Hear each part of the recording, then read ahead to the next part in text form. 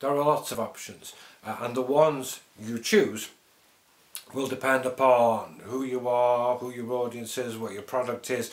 Lots of little sub-factors will decide. So you can't, or you certainly shouldn't, just kind of tick a box and say, I'm going to be advertising in this way, or I'm going to be doing that direct marketing campaign.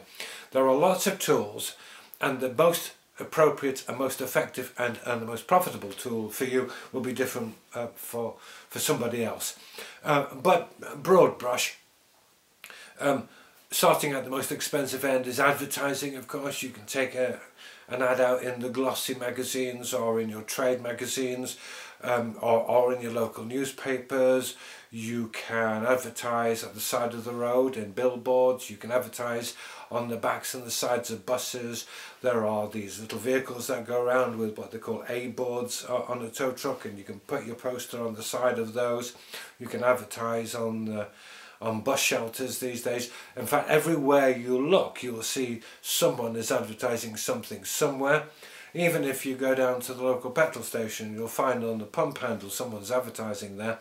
You can advertise almost anywhere you choose to, if nobody else has actually got that space, or if somebody has got that space and you think, I wouldn't mind advertising here. You just find out who's advertising and find out when their advertising contract comes to an end, and then you're next in the queue. So there's advertising. The advantage of advertising is that it goes where you want, as big as you want, in front of the people you want. The disadvantage is it can be quite expensive.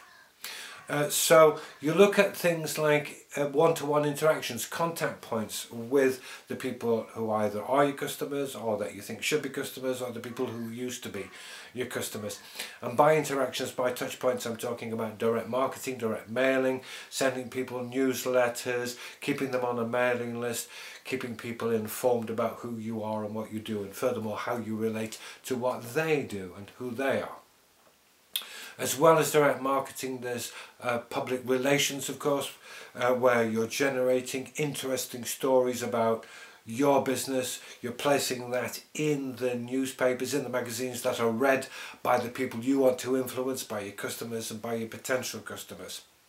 And as part of the overall marketing mix, we should never forget the value of social media. It's very cheap to do, it just requires a bit of time and effort. But the effort is in terms of giving out content and information that's of value to the people who are going to be reading this.